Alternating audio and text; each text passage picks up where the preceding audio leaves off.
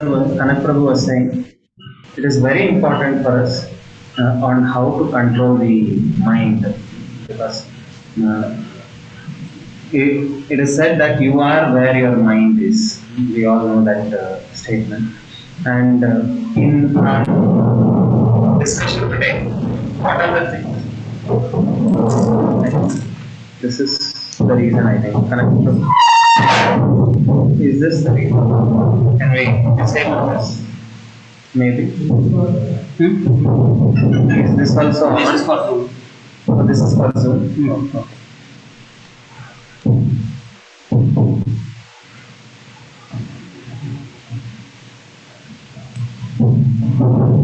Okay. So many a times we know that our mind sometimes makes us go crazy. I can recollect in my 11th and 12th days before I came to spiritual practice. How many of you are here engineering students or degree students? Everyone? All from Dayanand Sagar? Dayanand Sagar. Okay. And others? Employee. Employee. And class 12. Oh, class 12. Oh, nice. Okay. So class 12. Okay. So I can remember when I was a class 12 student, I was preparing for IIT JEE, and there was one computer game which kept me quite busy and addicted. And I was observing after I came to spiritual practices, I was seeing how my mind was. All of us would have had the experience that when we are wasting our time, the mind keeps nagging, hey, you're wasting your valuable time. What are you doing with life, like that? But at the same time, the escape button is only here and we can't press it. And we go on spending hours and hours. And while doing the activity, we are not happy because we are looking at the clock. Mind is crippling, troubling us. And after doing the activity, the mind makes us feel guilty. You made a mess of it. So what was stopping us? We could have just pressed the escape button, but the mind doesn't allow us to do so easily. So it's always a puzzling thing.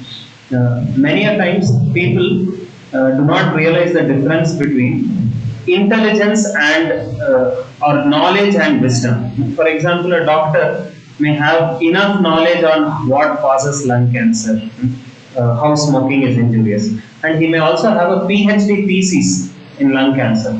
But haven't we seen sometimes doctors with all the PhD theses also taking a cigar and smoking, right? So knowledge, in order to transform into wisdom, we need to learn to control our mind. So today in this session, harnessing the power of mind or managing the raging mind, what all are we going to see? First is we have to understand what is the mind and what are habits and what is the power of the mind and habits. And once we know how powerful this mind and habits are, yes.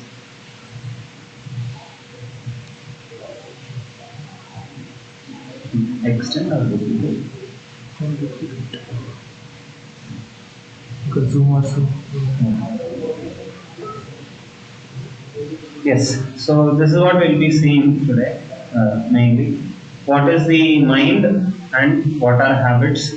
How is the mind very powerful and similarly habits? And if I know that the mind and habits are very powerful, I need to be able to cultivate the right habits. Then obviously I need to have my discrimination on which are right, which are wrong, how to say no to wrong things, although sometimes they make me feel good. So, and finally some practical tips for mind control. These are all the things that we are going to see. So what is the mind? This comes in the Bhagavad Gita, 7th chapter, 5th shloka. In fact, these two shlokas tell about the entire creation. Krishna tells, Bhumir apo nalo vayu kam mano buddhirevacha ahankaram itiyam me vinna prakritir ashtada. So Krishna says there are 8 things which make up this entire material creation.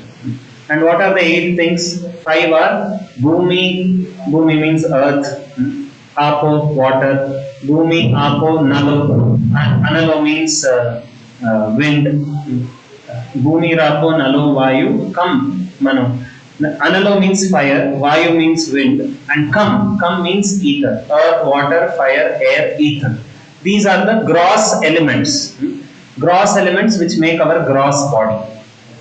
And they are material. And below this gross engagement of the body, there is something called the subtle material body. And what does the subtle material body contain? It contains three things: Mano, Buddhi, Ahankara. Mana means the mind, Buddhi means intelligence, and Ahankara means our false ego, Ahankara. Yes, suppose you have a Mercedes Benz car, you think I'm great. So this is my car. So we call it Ahankar. Okay, you become proud thinking it is my car. So Ahankar, that way we say. So Ahankar means false ego. So these are the 8 elements which create this, which are present in material world, or the material element creation consists of these 8 elements. So mind, we can easily understand, is one of the material elements. Yes, it is subtler than our gross body, because gross body is earth, water, fire, air, ether. It is subtle than that. And who are we? That is spoken by Krishna in the next sloka. Are we subordinate to the mind? No. Krishna says, more subtler you go, you can control the gross things. For example, mind can control dead matter. Intelligence can control dead matter. Same way, we are more superior to even all of them. Who are we? We are the Atma. Apareyam itas anyam prakritim viddhi me param jiva bhuto mahabaho dharyate yedam dharyate jagat. So Krishna is saying, we've been more subtler than these 8 material creative elements is the Atma, or the spirit soul. And this spirit soul is actually controlling the entire world based on his desires, like that. Okay. So where is the disturbance coming? Is it because of the mobile phone?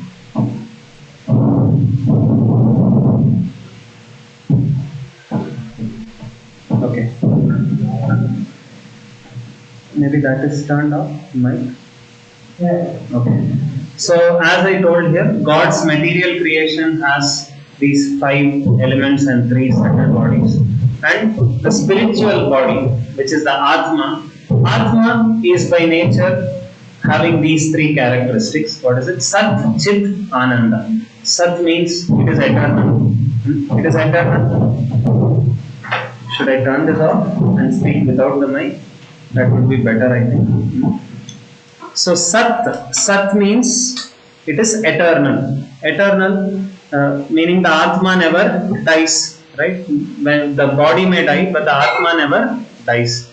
Chit means it is in full of knowledge, Atma, because the pure spirit soul is actually full of knowledge. But when we are covered by this material body, we get contaminated and we do not possess that state, like that. Just like rainwater is pure, but now when it falls on mud, although it is pure, now it cannot be as pure as it is. But can we never make it pure?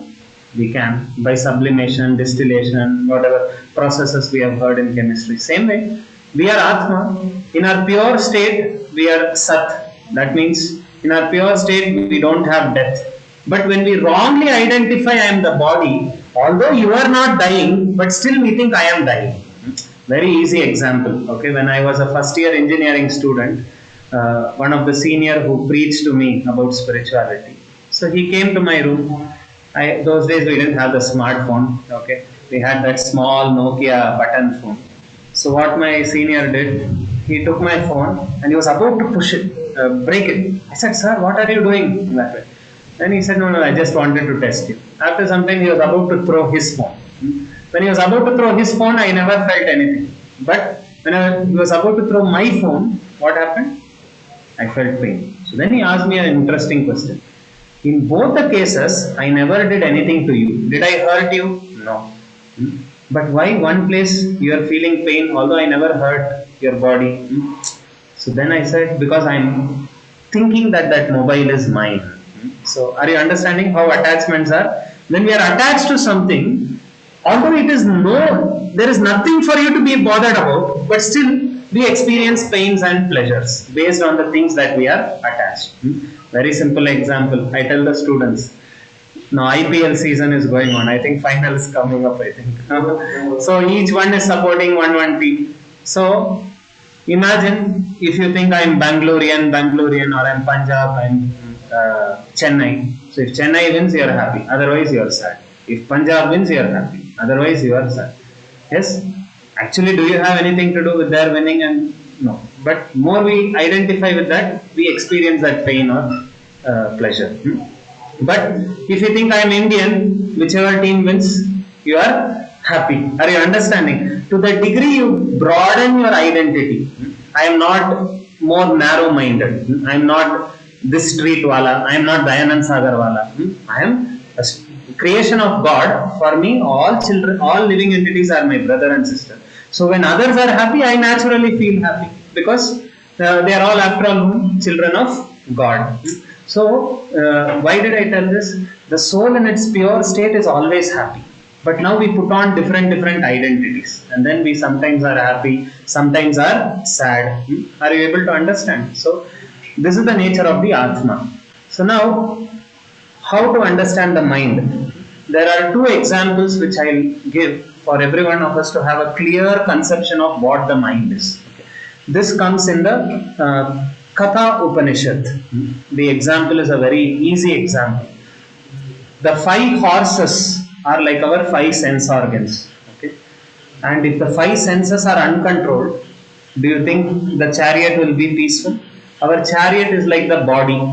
Imagine our eyes are uncontrolled, our senses are uncontrolled. We may end up doing the wrong thing which will trouble the body. We see so many people getting into drug addiction, drinking, etc. So why? Because their senses are uncontrolled, and that makes the chariot of the body very miserable. The body is like the chariot. Are you able to understand? Now if the horses are very uncontrolled, there is one way to control the horses. What is that way to control the horse? Intelligence. First you make the rope strong. The rope you pull the horse. The rope has to be very strong. And that rope which controls these horses is the mind. What is the mind? Mind is the rope which can control our senses. But the rope as such is not having any, I can say, animated feelings. Rope is dead matter, right? You can just make it strong or weak. But who is the person who's controlling the rope? The chariot driver. The chariot driver is having the intelligence or discrimination, whether I should make the horse go to the right or to the left. So the mind can be made strong by what? One is there are processes today, we'll see how to make the mind strong. But another way to make the mind favorable is also when the chariot driver is very firm. He's clear where I have to go. So one way to make the mind strong, we'll see today. And another way is also that we'll see today is to make the intelligence strong. Who is the intelligence? The intelligence is the chariot driver. We told that our subtle body has mind, intelligence and false ego. Mind is like the rope and intelligence is the chariot driver. And who are we? I am the passenger actually, seated, Atma. Okay, I am the Atma. So imagine I want to go to the examination and I book a Ola cab, and instead if the car is not proper, you can't reach the destination. The steering wheel is like the mind, the driver is the intelligence. Imagine the steering is not working properly, there may be an accident. Yes, if the driver is drunk and he wants to rob you of money, he can take you elsewhere and kidnap you, isn't it? So many things are. So for the passenger to be happy to reach his destination, all these people have to cooperate. Okay, otherwise the passenger will be what? Miserable. So how can the Atma be happy? If all these people are cooperating with the Atma, then only he can be happy. Okay. Another example which is very easy for us to understand what is mind is like that of a computer. In computer language we have the memory of a computer, right? That is the mind. What is the mind? Mind is just like memory of a computer. What does memory of a computer take? Whatever you search, it gets stored on the RAM, it gets stored on the cache, it gets stored on the history, right? That is memory. And in memory we have studied in computer science, There is primary memory, there is secondary memory. Primary means RAM, immediately it is accessible. And secondary memory means in hard disk it is stored. In the same way, our mind has something called conscious mind. Conscious mind means day in, day out, whatever you keep feeding into our mind, that gets stored. And long ago you have done something good or something bad, but you are not doing it daily. That is not stored in the conscious mind. It gets stored where? In the subconscious mind. Because suddenly someday you will get that desire. And you will be wondering, I never thought of this bad thing. Why this bad desire is coming to me? Because long ago we have put it, but day in, day out we are not putting it. So it is stored in what? Subconscious mind. Are you able to understand? So what is mind? Mind is memory of a computer. And how to clean the mind? Very simple. I'm speaking about the solution in the beginning only, because now we have touched upon what is the mind. So I'm giving a clue. How to clean the mind? Suppose I search on Google. When I write Virat Kohli, next time when I type V, what will come? Virat Kohli. Same way, what we keep putting into the mind and storing, that is the pop-up it will come. I may not even be looking for Virat Kohli. I may be searching for Vishnu Sahasranam. But when I put V, what is going to come? Virat Kohli. So how, if I don't want to see Virat Kohli, in Google there is easy option of clearing the history. But here we cannot. What is the way to clear the history? For a prolonged period of time, don't search Virat Kohli. Even in Google, if you don't clear history, what is the way that if you don't want to see Virat Kohli, again you should put Vishnu Sahasranam, Vishnu, and for years together you should be putting, then Google algorithm will predict maybe this fellow is not interested in Virat Kohli and it will not show Virat Kohli. Rather it will show what? Vishnu or Vishnu Sahasranam. Are you able to understand? So how to make the mind cooperate with us? We have to give good impulses to the mind. Very simple. Because mind is going to store everything. For example, last Valentine's Day, if I went and proposed a girl and got a tight slap, that is stored in the mind now. Hey, be careful. So the mind will again give a pop-up. This time you should be careful. Are you understanding? So, but last Janmashtami day, if I had come to temple, enjoyed some heartfelt, heart-touching kirtan, heard some lecture, then what gets stored in the mind? Oh, such a nice experience I had in the temple. So again, when you walk towards Kumaraswamy layout, that pop-up will come. Hey, temple is round the corner. Why don't you try it? Are you getting an idea how to make the mind favorable? We have to make that strenuous effort of giving positive, spiritually uplifting experiences to ourselves. There is always an option. The outside world has enough temptations which can degrade us, and there are enough substances which can elevate us. When we repeatedly get happiness by positive spiritual experiences, the mind is getting reprogrammed slowly. Oh, okay. I tried this. There was some maja, but along with maja, lot of problem only was there. But here, there's only happiness. There is no sadness. So why don't I reprogram myself? So slowly the mind is getting what? Reprogrammed. Are you able to get? Yes. So this is how. So as I told you, the mind is a storehouse of all the past experiences, unfulfilled desires. Okay, and intelligence makes the decision. So what happens to us at the time of death? In the Bhagavad Gita it is said also. Okay, it is said, Yam yam vapi smaran bhavam tyajatante kalevaram tam tam evaiti kaunteya sada tad bhava bhavitaha. Which means whatever we remember at the time of death, such a kind of body we will get in our next life. Okay, very simple. Whatever we remember at the time of death, such a kind of body we will get in our next life. So what do we remember generally at the time of death? That also is said. In this world, any sudden depressing situation happens in our life. Sudden shock happens. What do we remember? We usually remember that thing which we are very attached to, isn't it? We usually remember that. Imagine you are drowning in an ocean and you are about to die. That time what will go on in our mind is my family, my friends, my relatives, my bank balance, such things only. If you are married, your children, wife. If you are not married, maybe whatever immediate goals we have, immediate attachments we have, etc. Isn't it? So, at the time of death, if we have to remember the right thing, we have to cultivate that much attachment for the right thing. I was looking at one advertisement. There was, I think this was the Onida TV advertisement. So there was a person watching the Onida TV. It was very nice. So he was open eyes, he was watching. Suddenly they took the TV up. You know what happened? This fellow also got up. They were moving the TV. This fellow also was walking along with the TV. And from the fourth floor they threw the TV down. This fellow also jumped and fell down. So there the advertisement was to show how attractive that Onida TV was. But later on I realized this is what is happening to all of us. At the time of death, the Yamadutas cannot touch the Atma, because Atma is spiritual and Yamadutas cannot touch something that is spiritual. But the Yamadutas know our weak point. We are attached to our mind, which has lot of unfulfilled desires, and we are convinced that by fulfilling those desires I will be happy. Oh, if I had an Apple iPhone I will be happy. If I had some PlayStation video game I will be happy.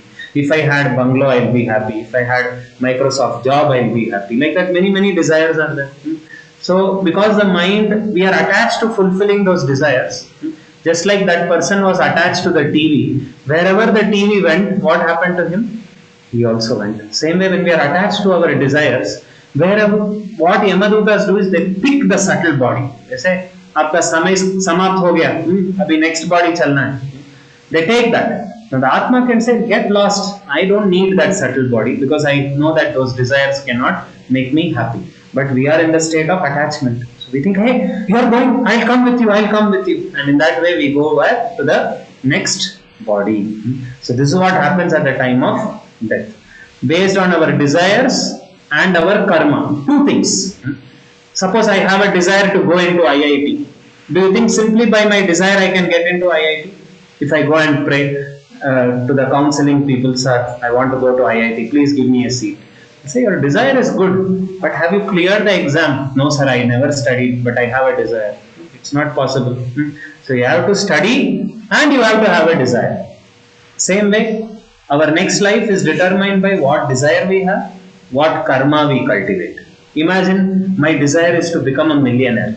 So in the next life, if we want to become millionaire, the Vedas say there are certain things that we need to do in this life.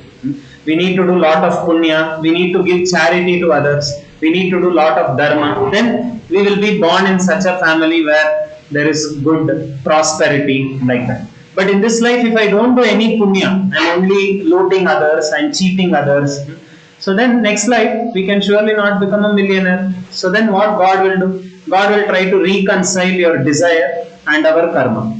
This fellow's desire is to be with money, but his karma is not good enough to be with money. So maybe I will make him as an ant in the Reserve Bank locker so that you can roam around the currency notes, but you cannot enjoy the money. Are you able to understand how our next life is determined? If you are very attached to our house, if our karma says we can get a human body next life, we will get a human body as the person in that house. There also there are gradations. If you can be born as a rich person, then you will be born as the one of the family members of that house. If your karma says you can be a human being but a poor person, you may be the maid servant who will come to that house and clean the vessels or wash the toilet, etc.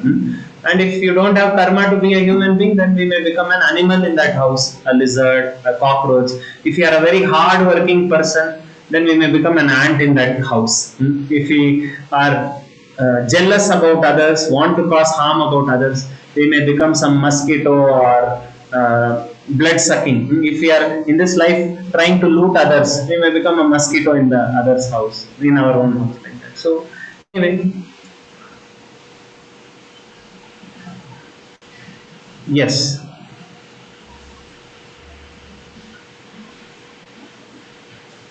Oh, okay. Jaydev Prabhu has messaged Kanak Prabhu that they are having the same link for evening kirtan. Should we on the Zoom the same thing they are using for evening kirtan, it seems. This is IYF plus ID project. Is it? Can you just call up Jaydev? Yes, project. I will Ask him. ask. Just give me 2 minutes. Okay. Yes.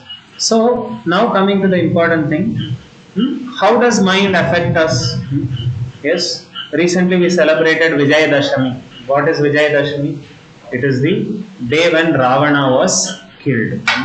And the Bhagavad Gita second chapter actually tells this. Okay. How we cultivate wrong habits in life.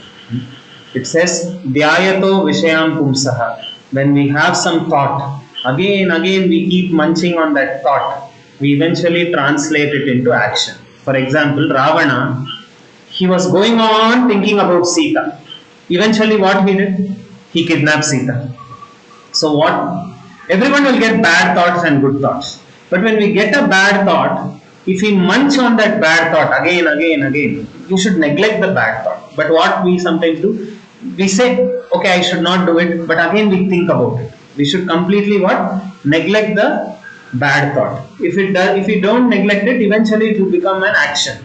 And when we perform an action, first time when we perform, it's an action. Second time, third time, fourth time, it will become a habit, isn't it? I remember first time when I copied in the examination in fifth standard, I cried I think for at least 1 hour, because I had read Gandhiji's book. I thought we should not copy. I did a great mistake like that. Then in seventh standard board exam we had those days. All of them were copying. I thought okay, it's not bad. And in 10th standard, first I was crying. Then I thought everyone is copying, so I may also copy. And in 10th standard, we were making plans how to copy even without knowing whether others are going to copy or not. So you are seeing, right, how that action slowly becomes what? A habit. So so that habit will eventually give rise to what? Character. What forms our character? What type of habits we cultivate forms our character. And when we develop a character, we will try to associate with people who are like-minded. So we will form rise to a culture. Like in hostel, what is the characters that we develop? No taking baths.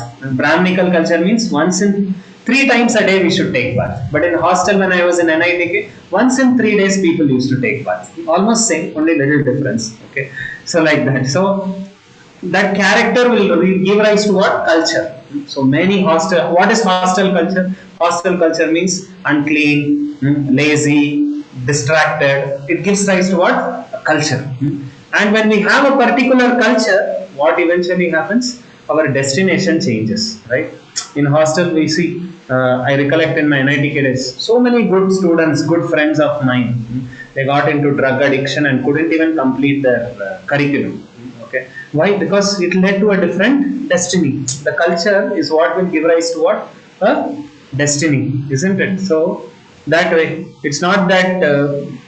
So what is a habit then? How is habit related to the mind? So our mind has the thought, isn't it? We saw that mind is storehouse of thoughts, desires. But when we act on the mind desires, it becomes what? Habit. Are you able to understand the connection between mind and habits? Mind will have desires. It will propose to us. You accept the proposal, act repeatedly, then it becomes a habit. And then, so habit, these are 3 definitions that the Oxford University gives. Things which we do without even thinking. For example, biting nails. It is not that we keep some stopwatch and some alarm and reminder that we should bite nails, right? Automatically it happens, isn't it? Yes, and settled or regular tendency. Sometimes in our speech also, without knowing, some of us may be using some fillers, ooh, etc. We may not even know, right? But it's a tendency that we have. And mental constitution or attitude, just like a dog's tail. After 1 year, you keep the dog's tail in a straight cylindrical pipe and remove the pipe. After 1 year, what is going to happen? It is again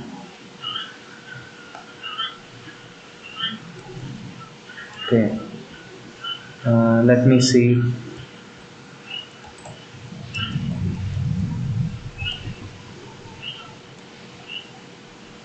Okay. I don't know what to do. We wait. I think connect was talking that. So settled mental constitution or attitude.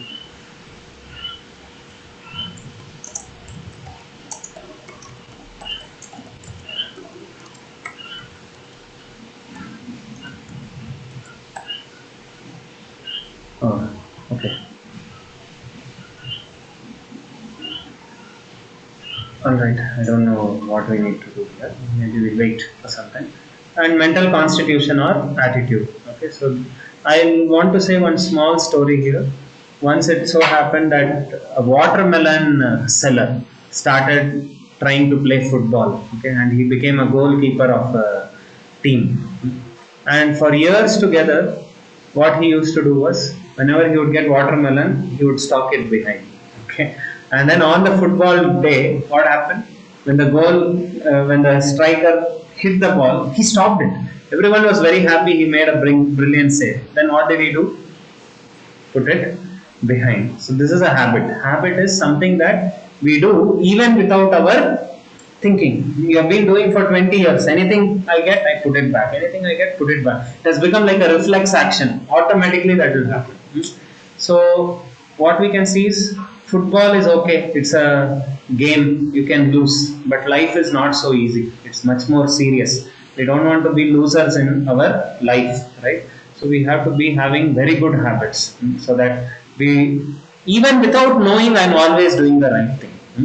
If we have bad habits without knowing, also we do what? The wrong thing. But if I have good habits without knowing, also I will be doing what? The right thing. So therefore, the power of cultivating a good habit is unparalleled. Okay, we need to work on cultivating good habits.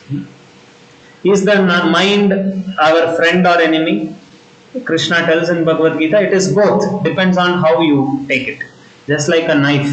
Is it good or bad? If it is in the hands of a surgeon, it is good. But if it's in the hands of a murderer, it is bad. Same way, if our mind is controlled, this mind is where you will get desires. You will get newer and newer thoughts. So if our mind is controlled, you will get desires on how to progress in my life, how to become better personalities, how to do good service to the society. But if the mind is uncontrolled, it will give us desires how to degrade ourselves, how to cause harm to others, isn't it? So based on whether it is controlled or uncontrolled, mind can either be our best friend or our greatest enemy. Okay. So that's what Krishna says. For one who has conquered the mind, mind is the best of friends. But for one who has failed to do so, it is his worst enemy. This is greatest enemy. And what is the nature of the mind and habits? This is a beautiful shloka in Bhagavad Gita. Arjuna is saying, Chanchalam hi mana Krishna pramati balavadridam tasyaham nigraham manye vayur eva sudushkaram. Arjuna is saying, my mind, it is so difficult, Krishna, to control. It is chanchala. Chanchala means flickering. When I open physics to study, it will say, hey, you have chemistry assignment pending. When I open chemistry, it will say, hey, mathematics is there. When I open mathematics, you will say, hey, come on, forget all this, IPL is there. Like that. Are you understanding? This is the nature of the flickering mind. Chanchalam hi. Mana Krishna pramati. Pramati means agitating or madness. In Sanskrit, matta means mad. Pramatta means sufficiently mad. Unmata means gone case. Okay, what are the three levels? Matta, pramatta, unmatta. And pramatta, how to understand pramatta? I was giving my own example of computer game. That is pramatta. Because I know tomorrow I have exam. I've not studied. I'm in anxiety, but I am not able to press the escape button. While playing also I'm miserable. And in that game also sometimes we lose and add misery. But still one is unable to press the escape button. So that is called pramata. It makes us go mad. Just like mad person doesn't know what he is doing. Same way tomorrow is exam, but what I will end up doing? Playing the game, which is called madness, isn't it? Yes. And balavad means very strong. Sometimes you try to advise the mind, beta, you should not have these desires. You're a good person, don't have these wrong thoughts. Will the mind stop? No. Again it will throw one more pop-up. Just like sometimes we don't want to look at all dirty sites, we close the pop-up. Again it will throw one more pop-up, again one more pop-up, it will keep throwing. So it is very very strong. And obstinate means stubborn. How much ever good advice you give, it will again give an excuse. Okay, yeah, that is all correct, but your friends are doing it, like that it will. Emotional blackmail, what mind will do, it will do what? Emotional blackmail. It will say, yeah, yeah, all your logic is correct, but see, all your friends are trying, you are also a teenager, at least once you should experience what life is. Otherwise what is the use, like that. So therefore Arjuna says, it is more difficult for me to control the mind than controlling the wind. I can control the wind because I am the son of Indra, I can control the wind, but I cannot control my mind, he says. And habits are also like that, because habits come from from the mind only. So habit, what is the spelling of the word habit? HABIT. In our doctor's shop sometimes I see. When I was a small kid I saw this. One of the clinic may they had told, don't smoke and form this deadly habit. Then they had written HABIT. Then they removed that H. What remains? A bit remains. So even if you try to give up a bad habit for years together, it doesn't go out fully. A bit remains. And then you try more. The A may go out, but what remains? Bit. And then B goes, it still remains. So that is the nature of the habit. Habit means, the first nature is, it is addictive. Addictive matlab adding dictators to myself. What is the word addictive? Add, dict. Adding whom to yourself? Dictators. If I am adding 100 dictators to me, what am I? If some 10 people are my dictators, who am I? I am a slave, isn't it? If some people are controlling me, am I the boss? No, I am a slave. So many times I tell our children, in young age we rebel against our parents, we rebel against more elders. We say, what good do you know? What is giving me happiness? I want to be free. Don't control me with your advice. I want to be like a free bird. So we say, I want to be a free bird, and then become the slave of our habits. Okay. So we are free from our parents' advice, but what are we? We are still slaves of whom? Our habits. So that is what Srila Prabhupada, the founder of ISKCON, said. By nature, the living entity must be a servant. He cannot be a master. Now you decide whether you want to be servant of God or servant of your uncontrolled mind. Prabhupada would tell like that. By nature, all of us have to be what? Servant. Now whether we want to be servant of our mind or servant of God, that option is left to us, like that. So that is why habit nature is adding dictators to ourselves. As I told the spelling. Another interesting nature of habit is, in this world, anything after time becomes weak and weak, isn't it? For example, if I have a laptop, after some time it's going to become weak. This table will become weak. But only one thing becomes strong with time: habits. Don't think that sometimes our friends tell like this only. When I was in NITK, my seniors used to tell, once in a while trying smoking ganja, that's all okay. Anyway, you're not going to become an addict to it. But this is the only thing that doesn't become weak with time. It will only become what? Strong with time. How interesting it is, isn't it? So many times our mind may also convince us, come on, yeah, you are a intelligent boy, you won't get into all these habits. Once you just try, social drinker we can become, no problem, like that. But this is one thing which will never stop at social. Eventually it will become what? Addiction. So that is the interesting nature of habit. So we have to be very careful about it. Yes, everything becomes weaker with time, but habits certainly don't. They are first like cobweb. If we think cobweb means what? If imagine some spider web is blocking us, do we feel afraid? We just push it and walk like that. It's very easy to damage it. But eventually we think habits are like this. I can just remove all of them. But very soon it will become like cables which will strangle us to death, like that. So we have to know the nature of these habits. They are like soft beds, easy to get in, difficult to get out. That way. Like I can leave drinking at any time. I remember in 2000, that 2000 year was very popular, right? Y2K. That time I remember during the interview, telephone, I mean, that time one news channel interview, I think it was 2000 only. So I'm not able to recollect whether it was for birthday resolution or New Year resolution. They had interviewed one of our most famous Hindi actor. Okay, even now he's well known, Shah Rukh Khan. Okay, so they had asked him what is your resolution. So at that time he said, last 6 years he was very honest. I should appreciate. Last 6 years I had taken the same resolution that I can give up smoking, but I'm unable to. But this year again I'm making the same resolution, like that he said. Okay, so that's what here. I can leave drinking at any time. Easy to make resolution, but very difficult to get out. At least he was honest enough to admit in the public. Not many have that courage. But we can see even our great heroes whom we idealize in our life have very uncontrolled minds.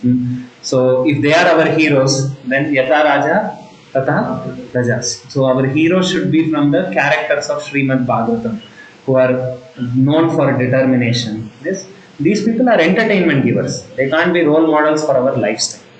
Our lifestyle role model should be different. And eventually we'll realize that spirituality, especially our Indian culture, is in such a way that it is not just philosophy, it also gives us entertainment, isn't it?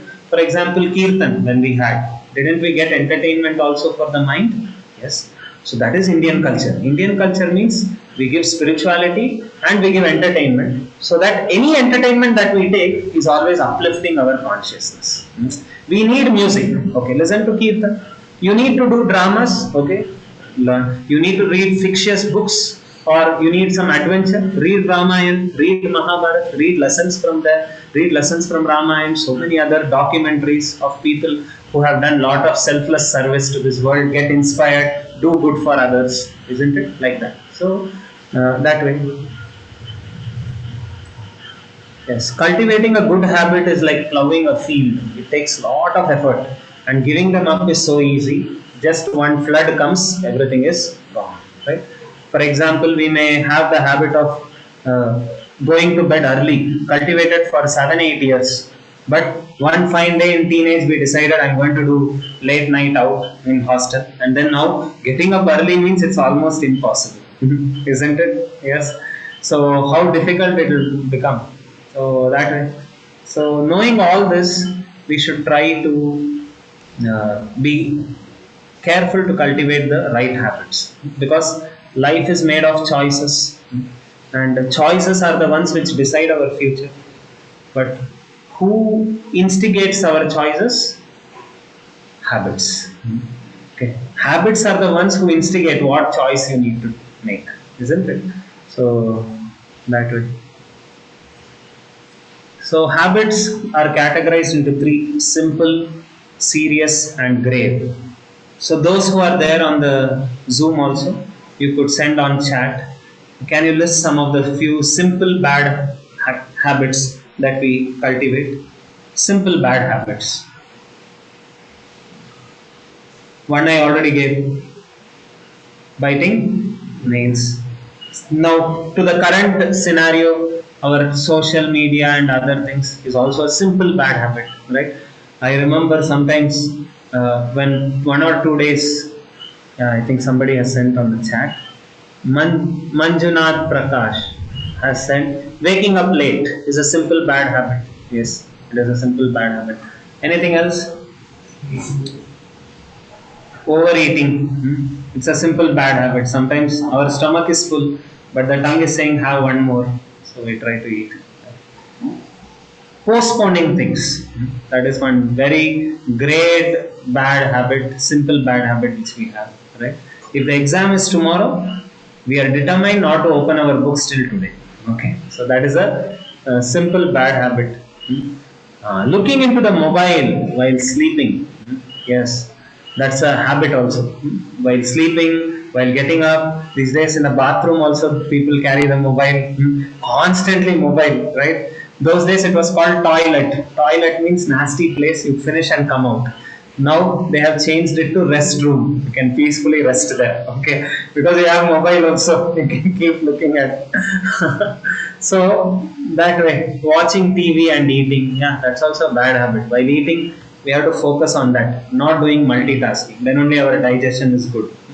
The simple bad habits are there. Sometimes telling small lies can be simple bad habit, but telling big lies can also go to serious, right? Okay, so serious bad habits. Anybody would like to contribute on the chat and here? Serious bad habits. Many I told already. Smoking, drinking. Yes, such things are serious. So in summary, hostel life we can say. Okay. Because in hostel life we can get a PhD in all the bad habits if you are not careful. Okay. So that way. Overthinking. Yeah, overthinking I would say is a simple bad habit.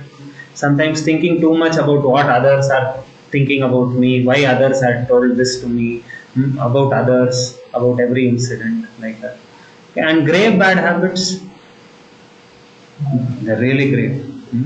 Causing harm to others. Yes, murdering, robbery, such things are all grave bad habits, right? Anything criminal is this, and even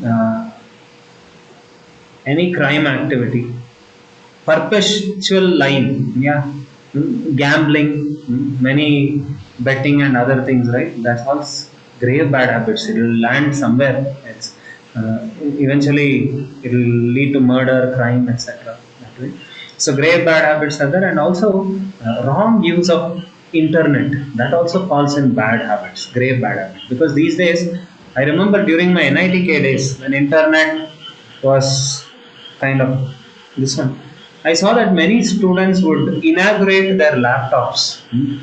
Usually, it is said, yeah, bringing misunderstanding between people. It's a grave bad habit also.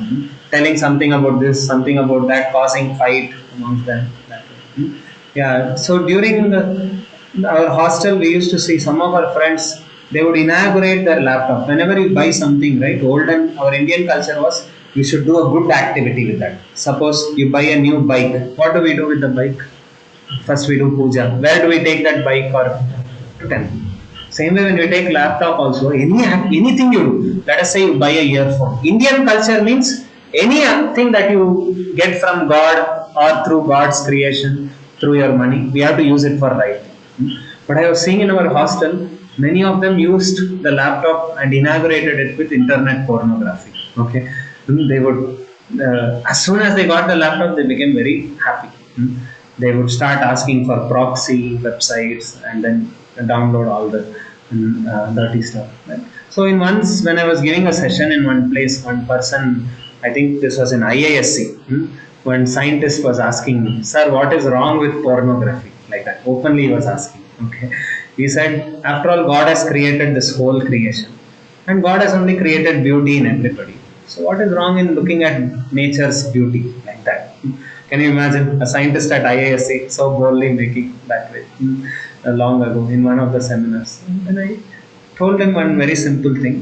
The wrong thing is, let us say you watch a 16-year-old girl naked and you look at enjoying her on the bodily platform, and now your mind is convinced, it's getting that impression. Moment you look at a girl, you look at that as a body. That's all. What is a girl for you? Just a body for carnal pleasure, nothing beyond that. And we are reinforcing that consciousness again, again, again. And then you go home, you have a 16-year-old very beautiful sister staying in your house. Is it possible for you to see one woman with an eye of lust and another woman with an eye of worship? Is it possible? No. That same consciousness will go. Is this the kind of life we want to live? That we can't see our sister also properly? And imagine, let us say we continue with this after marriage also. Because sometimes when I travel on train, I see some 40-50-year-old people also addicted to watching what?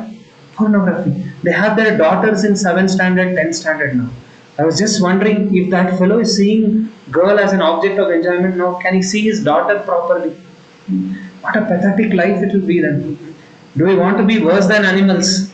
Yes. Even in sometimes in animals, some species, you see that the daughter and the father, they mate for sexual pleasure. But in human civilized culture, actually it is not supposed to. But because of this pornography, what is happening now? We see on that page 2 of newspaper so many such incidents happening, right? And child abuse. Why is a child being raped in public? Or why is a child being raped and sexually assaulted? Because of this pornography. Again, that impression of lust is being imprinted in that mind. But if you ask some grown up girl, she'll give a tight slap or complain to the police. They want a vent out for the lust. So who are the easy vent outs? The helpless children who cannot thrive. Are you able to see?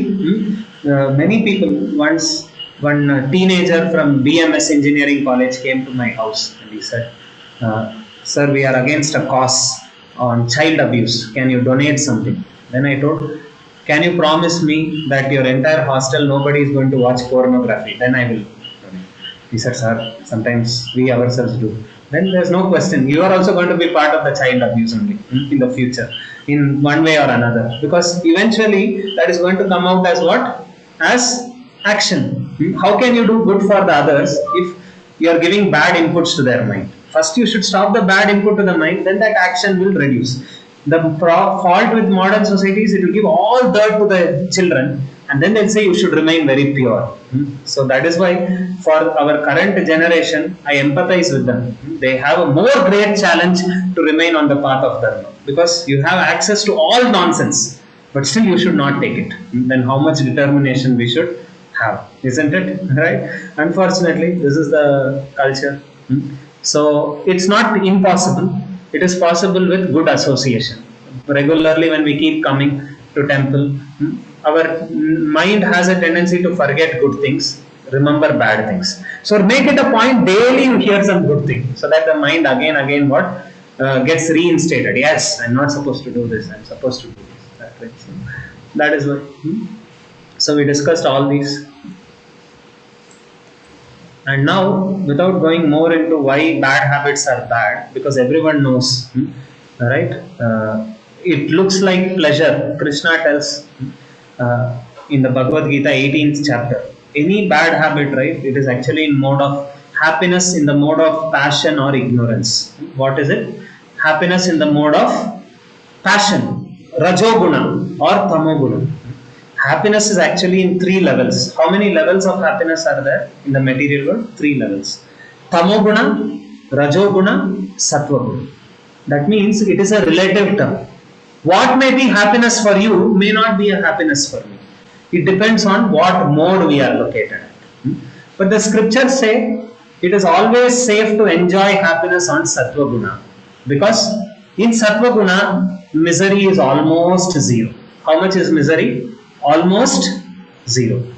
What is Tamoguna happiness? Tamoguna happiness means there is no happiness, only suffering. But we wrongly think there is happiness. Imagine I go to some shop and I pay 100 rupees and that person is asking, sir, what do you want? He says, sir, give me 10 slaps. He'll think, who can be a greater fool? He's paying money and getting what? Suffering. And this smoking, drinking, all this is what? Paying extra money and getting what? Suffering. That is Tamoguna. We are paying more and not getting any happiness, because if we make a comparison, smoking, is it as tasty as your gobi manchurian, paneer, pizza, pasta? Nothing. Is it reasonable? No, it is costly. It is harmful for the mind, body, expensive. So there is no happiness at all. But when we are in Tamoguna, we will be convinced there is happiness. Just like sometimes a drunkard who is heavily drunk, he may be lying in the gutter. Everyone will know he is suffering. But do you think the drunkard will realize? He may be singing duet song in the gutter also. Isn't it? Yes. So that is Tamoguna. Everyone knows who are in higher consciousness, this fellow is only suffering. But we will be convinced I am enjoying. Just like the scriptures give an example of camel. Camel eats cactus. Actually, it may be a question. How can somebody eat thorns and be happy? It will pierce everywhere. It's going to be painful. But why camel is happy? Because the scriptures say camel is in such a low level of consciousness that when the thorns pierces the gums, blood starts coming out inside. But this camel is thinking this blood is the cactus juice. Sometimes when you drink your blood, it's not so bad also. Tastes little decent only, isn't it? Yes. So it thinks it is the hot cactus juice, very tasty, and it drinks its own blood. Not knowing that I am actually drinking my blood and thinking I am happy. So this is tamoguna happiness. There is no happiness at all. Logically, if you analyze, it is only suffering. Rajoguna means what? There is happiness, some amount, but lot of suffering. Like in my 11th and 12th, to all our students, I tell this. Because in teenage, every year we get one incident at least. One boyfriend and girlfriend. Minimum the one is there. Okay? They get into some affair, some complication. In every place you get at least one. So I asked them, surely boyfriend, girlfriend means there is some new experience. One new maja is there. Oh, how she is. She laugh, how are you? Very nice, like that. Some new experiences that there is happiness. But then I tell our students, count how many ways there is suffering. First suffering is this boy and girl. Imagine this girl starts smiling at another boy. This boy is in anxiety.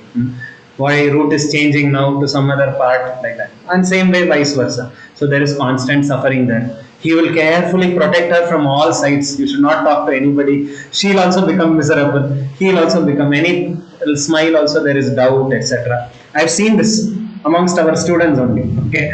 So first level of suffering. Second level, in mobile they have to put so many security codes because mother should not see, father should not see. And even if all that security code is there, they are afraid. Suddenly one day some friend will take one pic and send it somewhere. CC camera is there. So many levels of suffering is there. Yes, and the final ultimate level of suffering is when that girl says, Anna, thank you very much. Are you understanding? So, for that little bit of happiness, how much of anxiety one has to go. This is not Vedic culture. Have you ever seen our mother, father checking, hey, show me whose contacts you are having, whom you are chatting to? We never see that. But these days, 30-40% of the marriage divorce cases only because the husband is doubting the wife because she had some girlfriend, boyfriend in the past. Wife is doubting the husband because he had some girlfriend. Even if now that relationship has gone, suddenly one day that girl will be depressed in life. She may not be finding shelter in her husband. So she'll think, let me try out with my boyfriend whether he'll give me some emotional support. And it will land in something else. Are you understanding? Vedic culture means Sarve Jana Sukhino Bhavantu. Be peaceful. You get committed to one girl, girl gets committed to you, both take responsibility of each other, and there is no anxiety only. Now if you see how funny it is, husband is earning a lot. After marriage he is working more hard because he knows this wife is not attached to me out of selfless love. She's selfish. She's bothered about my money. Now if she finds somebody else giving better comfort, someday she'll say tata bye bye and go there. So I need to work hard and impress my wife saying I am the most smartest guy on the planet. You can't find anybody else more smarter than me. And wife also, those days after marriage they say don't worry about your beauty. Anyway you are married now. These days wives are also struggling, hitting the gym out, trying to preserve their body because she knows my husband is not attached to me. He is attached to what? My beauty. Now if my beauty is gone, he'll hunt for another man. After marriage do we want to get into this complexity? Vedic culture means Sarve Jana Sukhino Bhavantu. You come for the sake of spiritually uplifting both of you because you have a responsibility. Husband needs some kind of emotional, some sexual pleasure experience. Okay, but that's not the purpose of Grahasthashram. You do that, get convinced that okay, I've seen all these things. Now together, each of you should help how to take each one back to spiritual practice. That is a purpose. But all this is missing. So Vedic culture means there is little restriction. Your mother will say, don't have girlfriend, don't chat, don't have Facebook mein private chatting going on, like that. So there is little restriction. But how much is suffering? Zero.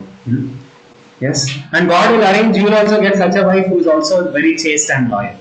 Because karma is very strong. How you are, that kind of life partner also you will also get that way. So if we are chaste, we are good, then God sees and he says, Bechara, this fellow wants to go on the path of spirituality. I will also give such a wife who will assist him in that. But if the boy is uncontrolled, then okay, made for each other, both will get similarly. Then they'll fight like cat and dog after 1 or 2 months, like that. So we should know this is what happiness I was telling. Rajoguna. Rajoguna means there is certainly some new experience, but suffering is it's not that way. But Sattva means little restriction is there. Hey, no. Till marriage, you are not supposed to hunt against all these girls. Be loyal to one. There is restriction. I'm not seeing all the other things what our other teenage friends are seeing. But how much suffering? See also.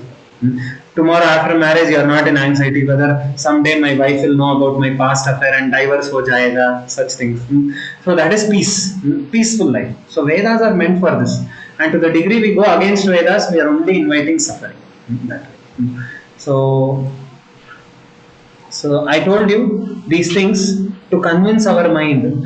Bad habits make us feel nice while doing, but why we should not do? Because they all are either in Tamoguna or Rajoguna. But I don't want any of them. I want what happiness? Sattva. I'll say no to bad habits, although they give me instant gratification. That way. Okay. So now, these all we know. Bad habits affect our health, wealth, family. We become criminals sometimes also if we get into deadly habits like that. Now the most important thing. Okay, sir, I realized bad habits are bad. Now how to change? Yes. Can you give me some practical tips for mind control? So these are the practical tips for mind control. It's easy to remember the acronym HABITS. HABITS. Remember the acronym and we'll be done with this. What is habit? H means higher knowledge. Okay? And A means abstain and sustain. B, be ready for the change. I means IQ is not enough, time for SQ. Then T means transform habits through substitution.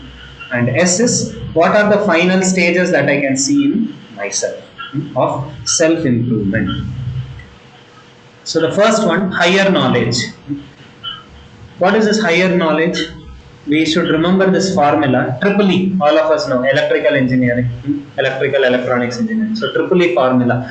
What we should know is, we know that this is especially useful when we get sudden impulses. How many of you agree our minds don't trouble us 24 hours in a day? It is certain peak times where impulse comes and says do the wrong thing, isn't it? Yes, it's not always. So whenever such impulses come, then how to deal with the mind. So this formula will help us. Okay. So what is this formula? The first E stands for, firstly we should understand that where these desires are coming is not from the Atma. It is coming from my mind. And when it's coming from my mind, I don't have to blindly listen to it and follow. Examine the dialogues. So first is you understand that you have a mind, we have an intelligence. We have a mind, we have what? Intelligence. Now who's making the proposal? The mind. So now you examine that proposal. That is the second E. And make the intelligence take the decision. Okay? Don't immediately act on our mind. Like Nike, what is the philosophy? Just do it. That is acting on the mind. But look before you leap. That is what we need to do. Okay? Before leaping, just think once. Am I supposed to jump into this activity or not? And how to start thinking? Consult the intelligence. Okay? So examine the dialogues and then consult the intelligence. But you should make sure before consulting intelligence is also strong. Imagine intelligence itself is corrupted intelligence. It will give 100 ways how to do the wrong activity. If you say, if a mind proposes, I want to watch some dirty thing. If intelligence is also dirty, it will say how to get the proxy for all that and break all the security and do the dirty things. But if the intelligence is powerful, it will say 100 reasons why we should not watch the wrong sides like that. So first is understand the existence of mind. Yes. Understand the existence of mind. So here, for example, when a singing competition is there, one clue is How to know whether mind is talking or intelligence is talking? Whenever feelings come, I feel not to study, sir. I feel like not interested, sir. Feeling means it is coming from the mind. Anything feeling means where it comes from? Mind. Intelligence is masculine. Masculine means what? It doesn't have much feelings. Rational. If you look at even the movies, those days, you see the trend, the change. In those days, the heroine would go and fall for the hero, isn't it? If you look at old movies, hero was a masculine person. He would be reserved in his character. He would be very exemplary. And heroine, looking at the qualities of the hero, would go and propose the hero. So masculine means what? He will not have feelings. Oh, I am very impressed with your beauty. Go running behind her 2-3 streets. That's not masculine. That is feminine. Masculine means he knows. I am a man of principles. I have to have these things, like that. So whenever feelings come, it is not coming from intelligence. It is coming from the mind. Intelligence means only logic, reasoning. Why should I give rise to my feelings if that's not helpful for me? Isn't it? I should do what is right, not what I feel like. So mind will say, I think I cannot sing in the singing competition, I'm scared. But intelligence should use its logic. If daily you're singing happily in the bathroom and you can do well, why don't you try at least in the singing competition? Again, mind may say, but what if I make a fool out of myself? Everybody laughs at me. Intelligence should say, come on, just try your best and leave the rest to God. If you become a success today, there may be a future opportunity that you may get into film industry or something which is your goal also. If they recognize you in this small stage, tomorrow you may get a bigger opportunity also, like that. So that is how the mind and intelligence must actually talk. But many times what happens, moment feeling comes, we say, okay, I will do that activity only, because we never consult what? The intelligence. So that is the first thing. Consult the intelligence. Okay?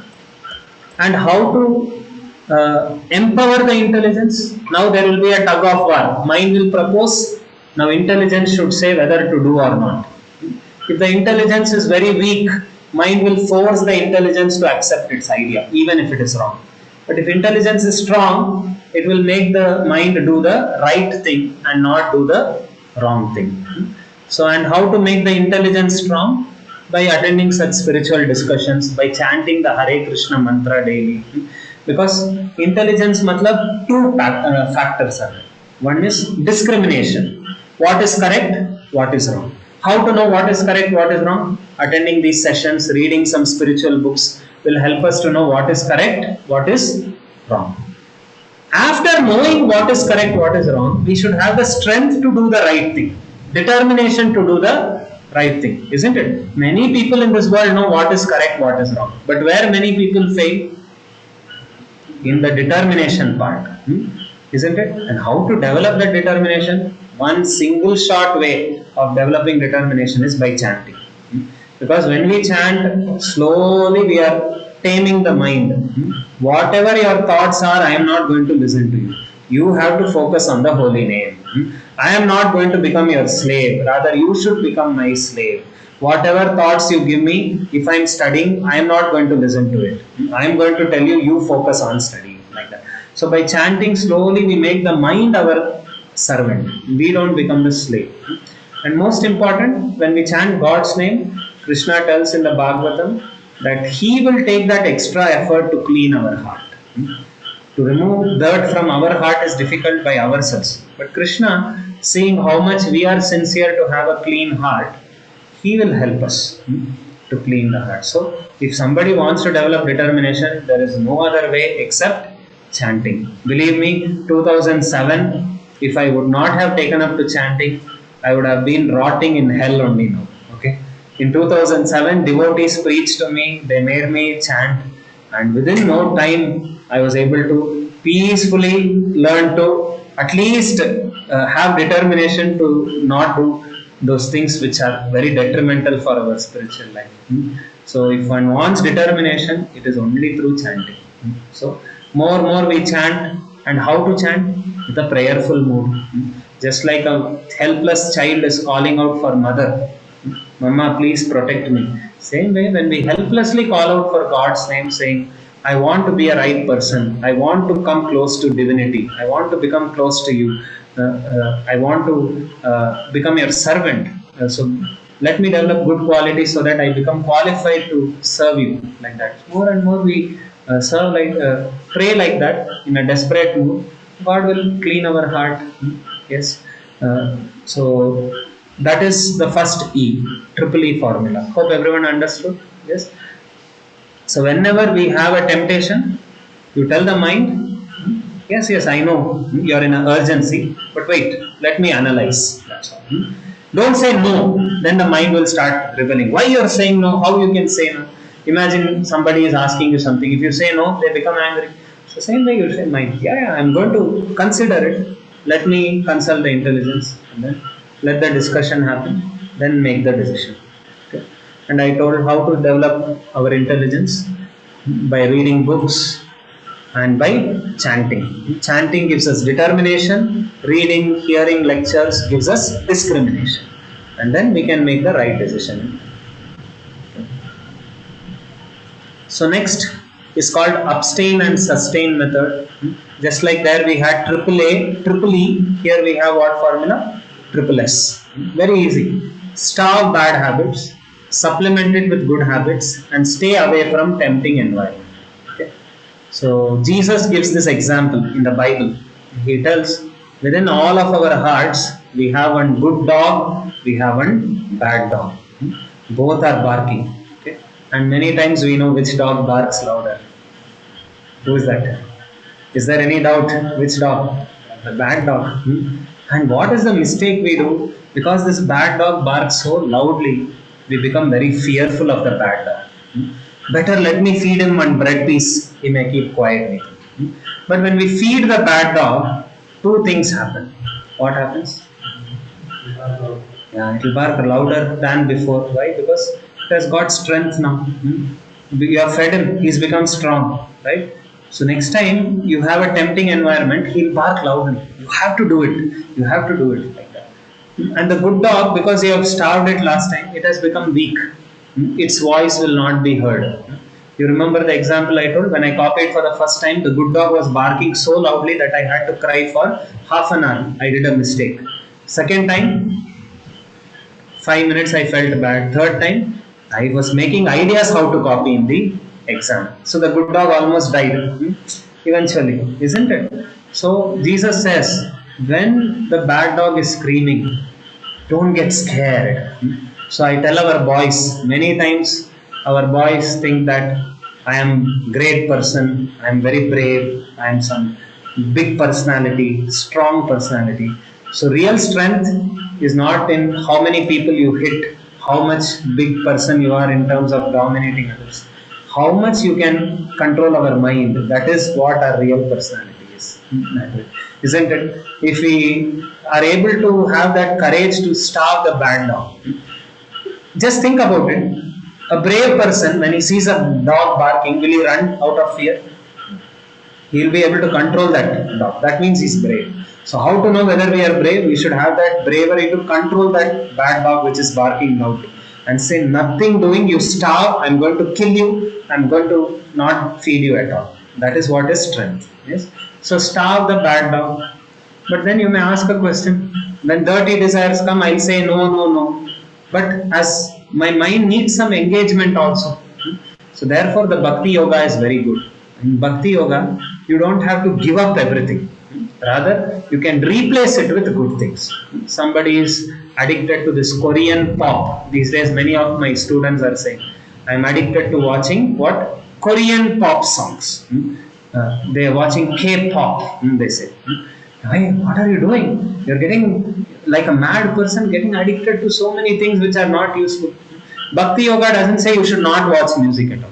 You have a desire, replace it with kirtana, bhajana, such things. So supplement it with what? Good habits. So whenever mind wants to watch something, immediately replace it with watching something good. And third, most important is stay away from tempting environments. So all of us know what our weakness is. somebody has a weakness for internet pornography, then that person should not browse internet when he's alone. He should go to the hall and browse in front of everybody. Because then he knows that I'm trying to keep away from tempting environment. What is a tempting environment for him? The room with door locked is a tempting environment for him. Somebody who's addicted to drinking, if he says I want to give up drinking, what should he do? He should stay away from drunkards. The drunkards may be his roommates. Now, how to avoid them? You be there in the room, but when they're about to drink, you just come out of the room or ask them to go out of the room. That's all. As simple as that. If you say, okay, he's my friend, I'm not going to drink, but I'll just accompany them to the bar so that I give them company, then you're not going to get out of that bad habit, because you're not staying away from a tempting environment. So all of us know what our weakness is. So we should avoid those tempting environments. Suppose somebody is addicted to IPL, 12th standard he said. Now if you want to study well, exams are coming up. So if you're addicted to IPL, you know that's your weak point. Next, if some other sports you're addicted to, cut the cable channel, that's all. And don't have the Hotstar or anything on the mobile. Out of sight, out of mind. Very easy. Out of sight is out of mind. Okay, so keep it out of your sight only. That is what is called stay away from tempting environment. Whatever is tempting for you, put it out of sight. It will go out of mind, and that is the greatest benefit of coming and staying with devotees. Okay, more and more regularly you stay with devotees, you attend, spend time with them. What will come to our sight is only good things. So what will be there in our mind will also be what? Good things. In NITK, I had that fortune of staying with the devotees in a temple environment for 3 years. How many years? 3 years. Okay. Second year, third year, fourth year. There was an option for us to stay in our hostel or stay in an ISKCON setup. And I thought if I have to change, I have to keep all bad things out of my sight. And 3 years, I completely kept it out of sight. And then now that's out of my mind. Because you have done 3 years, you have kept all nasty things out of your sight. Means, do you think it will be easy for you? You have cultivated a good habit, and then it's easy to carry forward like that. So I don't know what opportunities are there for you here. You can check with Suvarna Gaur Hari Prabhu. What are the opportunities? But one opportunity that is obviously there is for you to daily visit the temple. Nobody, whether to stay or not, you should ask Suvarna Gaur Hari Prabhu. But coming to temple itself will make sure out of sight is out of mind. That way. So that is triple S formula. And third is be ready to change. That means our attitude. We should try to have a healthy attitude that we want to change. Rather than justifying what I'm doing is correct, let us be humble and honest. I know what is correct, what is wrong. Somehow I've gone into the wrong thing. Now I want to be the right person. I'm willing to change. God, please help me. Like that. So that is what is be ready to change. Okay? Basically by taking responsibility that I want to change. That way. And IQ is not enough time for SQ. That means spiritual quotient will help us. As I already said, chanting and all these religious practices, right? You will see here, people who attend a spiritual program at least once in a week have lived for how many years longer? 7 years longer, because their minds are free, they are not addicted to bad habits, their lifestyle is better. So conclusion is a high SQ, spiritual quotient, benefits everybody. And as I already told, habits can be burnt through mantra meditation. So do chanting regularly. Just like sunlight is very powerful, but if convex lens is there, it can focus and burn the paper. Same way, our bad habits can be burned to ashes if we are able to focus the holy name, focus our mind on the holy name, right? And what gave me a lot of faith is when I saw the life of Srila Prabhupada. Have you all watched the documentary of Srila Prabhupada? Not yet? So one homework for all of you. On YouTube, I want you to search Your Ever Well Wisher. Okay? What should you search? Your Ever Well Wisher. It is a live documentary of Srila Prabhupada. It's a 55 minutes video. Okay? When I watched that video for the first time, my faith about chanting increased. Why? Because many times we have heard some Valmiki got transformed by chanting. Some wrong person became a saintly person by chanting. But in Srila Prabhupada's video, you will see when Prabhupada went to America at 70 years, okay, all alone he went, Srila Prabhupada, to America, and he was preaching to the drug addicted hippies. Whom was he preaching to? Hippies, who daily would have ganja, all things, and come. They would have one woman partner one day. So they were addicted to drugs, sex, all things. But 50 years ago, Srila Prabhupada went to US and made them chant Hare Krishna, and they completely gave up those bad habits. Then I thought, oh my God, 50 years ago, somebody who's so bad could become a good person. At least I am not so bad physically. Mind may be as bad as the person, but at least physically I have not done all those habits. So therefore there is good hope for me also, I thought. And that is how I began chanting. And then I can see that it has saved me from so many wrong habits. So my request, chant regularly. It will cause a lot of change in all of you.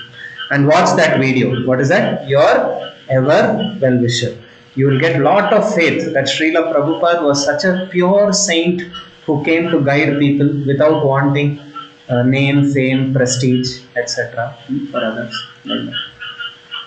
And power of prayers. Pray nicely to God. When prayers go up, blessings come down. Right? And the last thing which I want to say is, this is one easy thing that you can cultivate, good habits. ABCD formula. Associate with saintly people, that is A.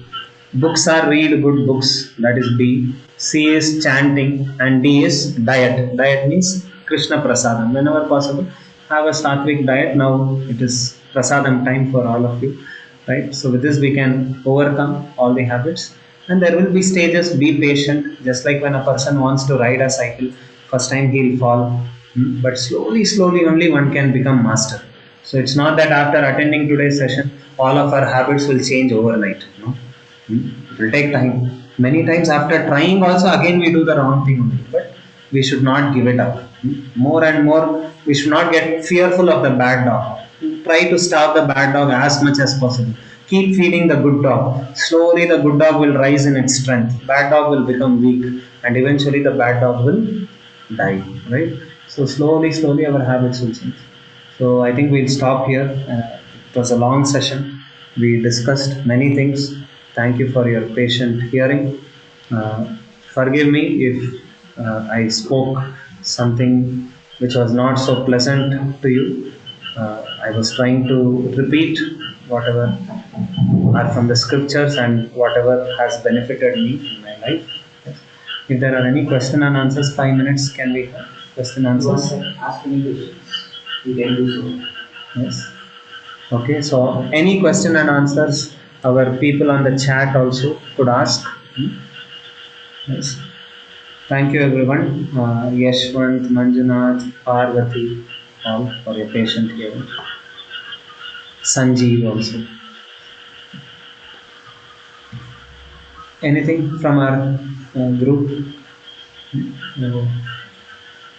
So some carry home messages, a quick summary would we like to revise? 1 or 2 points can each of you say? What is one thing that has struck your mind? Okay, this is my carry home for today. Like that. Each one can share one. Last me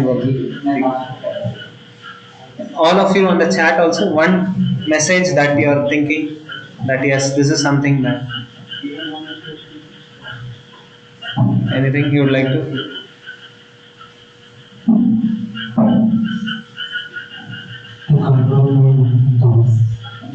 Mind and thoughts, yes.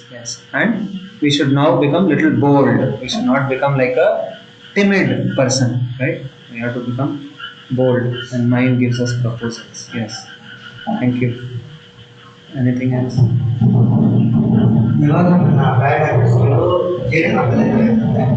ನಾನು ಇವಾಗ ಅದೇ change ಆಗುತ್ತೆ ಬರೋಲ್ಲ.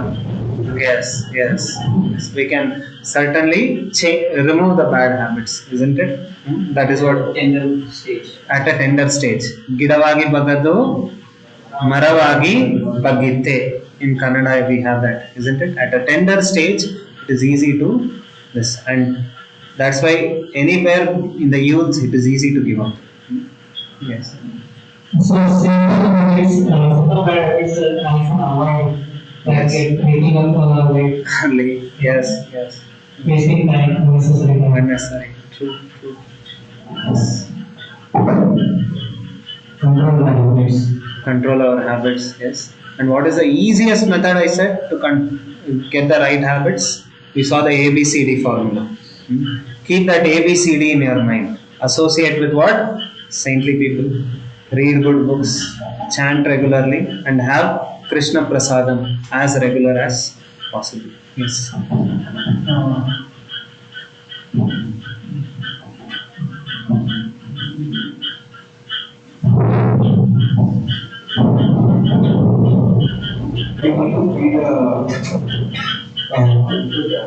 Good dog. Good dog. Yes. Yes, yes. So bad dog will scream, but don't get scared. Just neglect it. You shout as long as you want. I'm not going to listen to you. I'm only going to feed them. Yes. Developing an identity is start Yes, that's the beauty of bhakti. Only in bhakti yoga you can do this. You can take something higher to give up lower. In all other things, you have to completely detach yourself, become sannyasi. But here, you can just use everything in the right purpose, whatever is possible. You can't use smoking in the right purpose, but music you can use, many things you can use. Yes. And avoid being with the wrong people with wrong thoughts. Yes, avoid being with wrong people with wrong thoughts. Now, I have one question for all of you. Let us see case study. Okay. Okay, wrong thoughts. Other people are okay. If I get a wrong thought, then what should I do?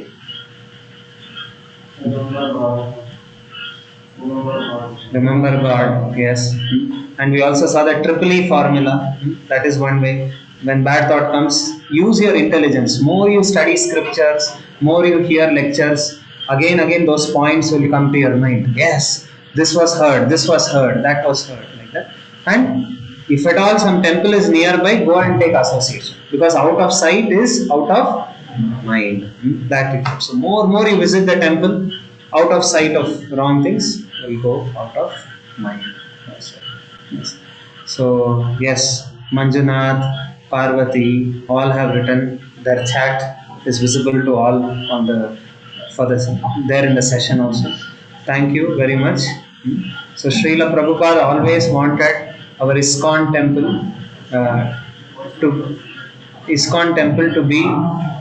Yes, please go ahead, share. Watching a thoughtful will become action. Yeah. And action will become habit. Habit will become character. Character will become culture, and culture will give rise to a destiny, isn't it? So, thoughts. Which are What is it? Sattva Sattva guna. Yeah, that is another important thing. What is happiness to you may not be happiness to your friend. But just because he is feeling happy by doing a wrong thing, you don't have to follow him, because you can have a happiness at a different platform. Are you understanding? So sometimes your friend may say, "Hey, why are you not coming with me?" You say, "I'm not saying you're wrong. That is also happiness, but my form of happiness is slightly different." Without hurting them, how to say, "No, your form of happiness is like this, but I'm not finding happiness here. I'm finding happiness here." You don't have to say you're in Tamoguna, this is low, I am in Sattva Guna, I am great. No, you can say there are different levels. Each one is slowly getting used to one. But these days I'm finding this is what is keeping me more happy, and I'm seeing that the sufferings are reducing. It's nice if you could also try once. Maybe you will also benefit that way. Are you understanding how to politely also help them without hurting them? Yes, because whatever knowledge we have got, if we follow it, we should also help others who are struggling in life. Okay. Yes.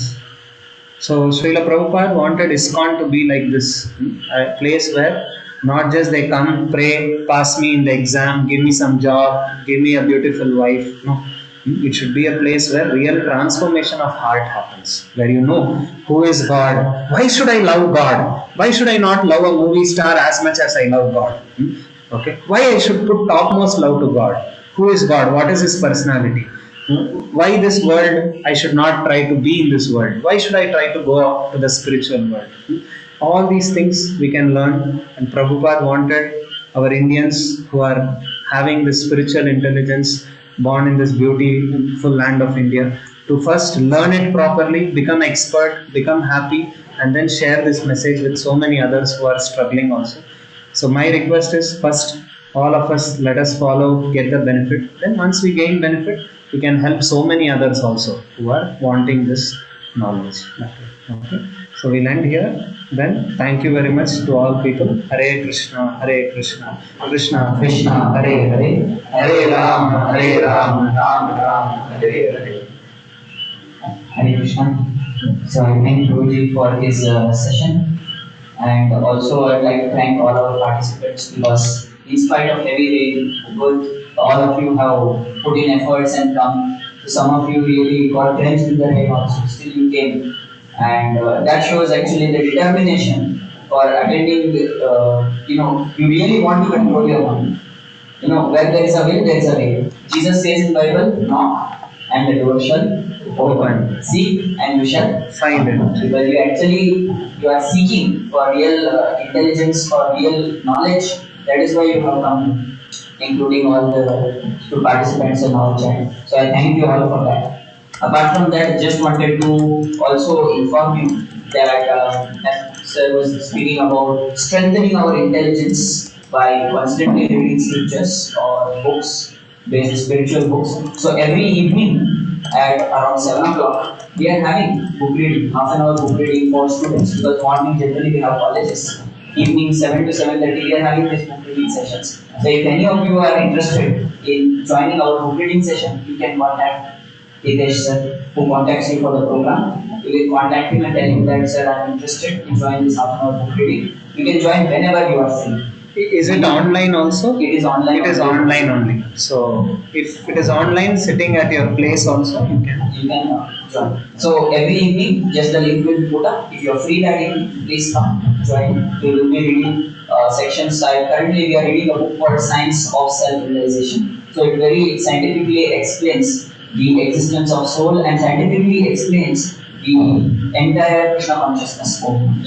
So many of your current participants like Shivatsa, Manjesh, they are all constantly regularly attending these evening sessions. So if you are also having time in the evening 7 o'clock, so you can contact Hitesh sir and you can join. I'll be there in the training sessions every week. Hare Krishna. So now we will move for having Prasada. So our next program, the dates are not yet decided. It will be communicated to you through the WhatsApp. So I want to thank Prabhuji once again finally because he is very busy and he has still agreed to give us his valuable time. Now enlightening youths like us, Prabhuji has been doing this for a very long time. Even when I was, first year engineering, and now it has been 3-4 years since I passed out of my engineering college. So Prabhuji is going strong and with full energy is trying to help the youths to come out of their bad habits by disseminating the spiritual knowledge of Bhagavad Gita. So thank you, Prabhuji.